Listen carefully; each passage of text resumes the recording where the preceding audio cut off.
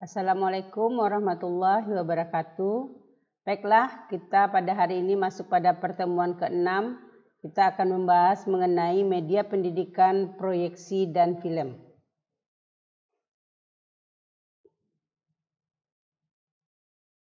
Media pendidikan, proyeksi, dan film itu kita akan membahas di sini mengenai media pendidikan proyeksi,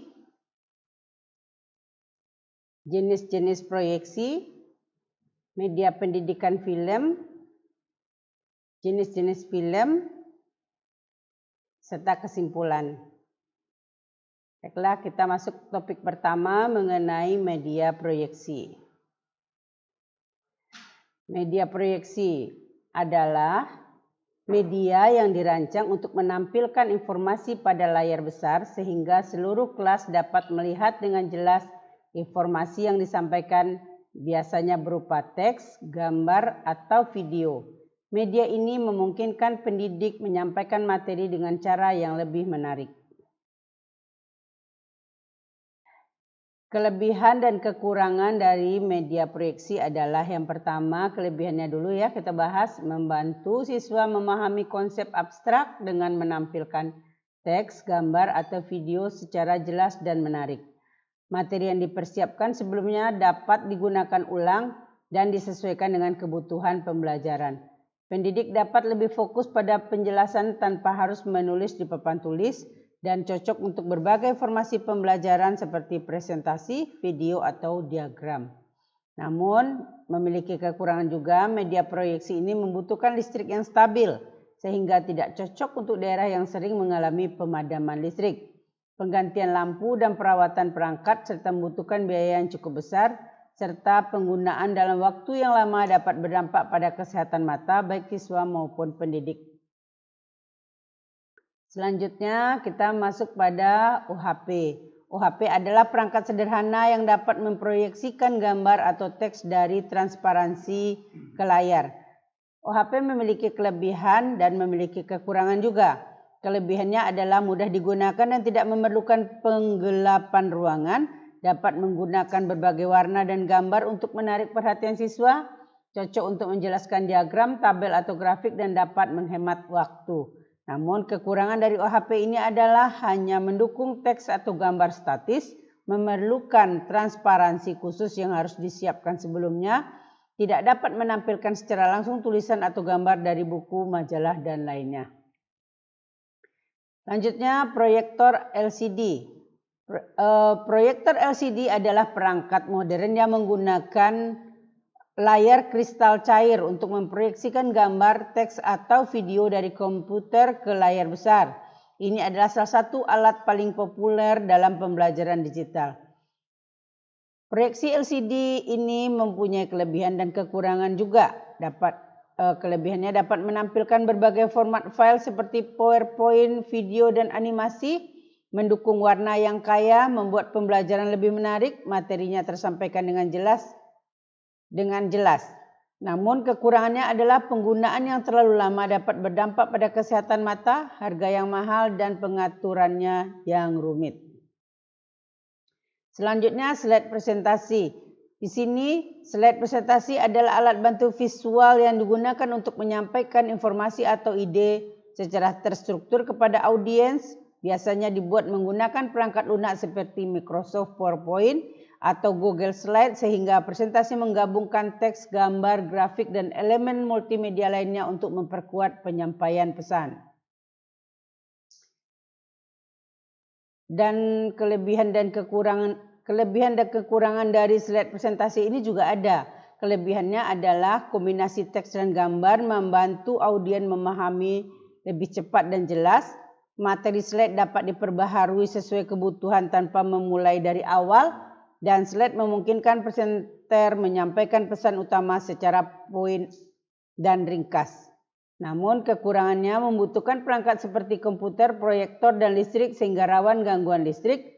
Slide yang terlalu padat dengan teks atau visual bisa membingungkan audiens, serta slide yang efektif memerlukan desain yang menarik dan terstruktur yang bisa memakan waktu untuk membuatnya. Topik kedua, kita masuk pada media film. Media film adalah media audiovisual yang menampilkan gambar bergerak dengan alur cerita. Penampilan film tidak langsung tertuju pada materi yang dipelajari, tetapi pengamat harus mencari sendiri apa yang terkandung dalam film tersebut. Media ini sering digunakan untuk memberikan pengalaman belajar mendalam, terutama dalam pembelajaran sejarah atau proses ilmiah. Media film ini memiliki kelebihan dan kekurangan juga. Kelebihannya adalah dapat memberikan fleksibilitas dalam pembelajaran seperti dapat diperlambat, dipercepat, dan dapat diputar berulang. Dapat menggambarkan proses dengan jelas dan terinci, dapat memotivasi kegiatan siswa dari visual yang menarik dan cerita yang kuat.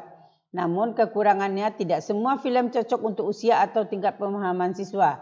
Keterbatasan dalam penyampaian detail informasi dapat menjadi kurang efektif dibanding dengan metode pembelajaran yang lain, dan durasi yang panjang sulit untuk digunakan secara efektif dalam waktu pembelajaran yang terbatas. Kita masuk pada film dokumenter. Film dokumenter adalah film non-fiksi yang dirancang untuk mendokumentasikan fakta, peristiwa, atau topik tertentu dengan tujuan memberikan informasi atau wawasan kepada audiens. Film ini sering digunakan dalam pembelajaran untuk menggambarkan sejarah, budaya, lingkungan, atau isu-isu sosial secara mendalam. Film dokumenter itu berbasis fakta, didukung data dan wawancara, menyajikan topik secara terperinci dan terstruktur, dilengkapi dengan narasi atau komentar yang membantu memahami konteks. Selanjutnya, film animasi. Film animasi edukatif menggunakan grafik dan gambar bergerak untuk menjelaskan konsep yang rumit.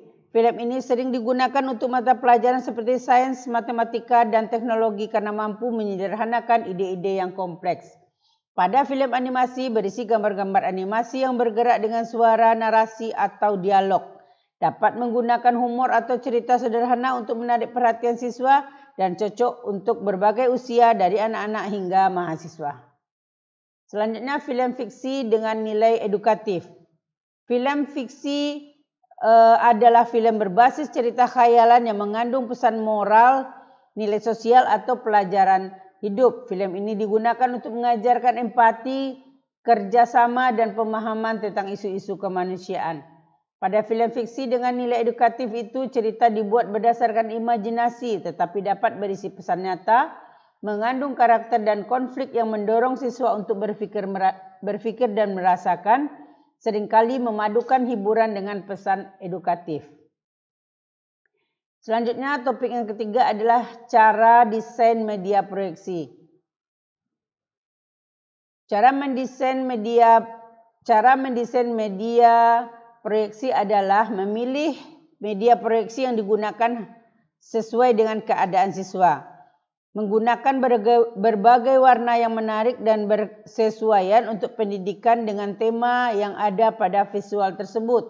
Mempersiapkan media dengan baik yang dilakukan dengan percobaan untuk mengecek apakah sudah sesuai dengan atau sudah sesuai digunakan dan dapat digunakan di dalam kelas. Selanjutnya, berkomunikasi dengan bahasa yang komunikatif. Topik yang keempat adalah teknik produksi media proyeksi. Yang pertama, pembuatan sinopsis berbentuk tema cerita yang berisi ringkasan cerita. Pembuatan treatment dengan cara membuat urutan dari rangkaian peristiwa. Pembuatan storyboard memberikan rangkaian peristiwa berdasarkan alur cerita yang dibuat sebelumnya. Skrip atau naskah program disesuaikan dengan hasil belajar yang ingin dicapai. Selanjutnya, skenario bentuk pelaksanaan atau penggunaan dari media yang telah diproduksi dan dapat dipertanggungjawabkan teknis operasionalnya. Topik yang kelima adalah kesimpulan. Kesimpulan, media proyeksi dan film adalah suatu alat pembelajaran yang efektif untuk menyampaikan materi secara visual dan interaktif. Media proyeksi seperti OHP dan proyektor LCD mempermudah penjelasan konsep abstrak meskipun memerlukan peralatan khusus. Film baik dokumenter seperti Our Planet maupun fiksi edukatif seperti Laskar Pelangi mampu menyampaikan nilai moral, sosial, dan akademik dengan cara yang menarik. Penggunaan media ini harus disesuaikan dengan kebutuhan pembelajaran dan karakteristik siswa.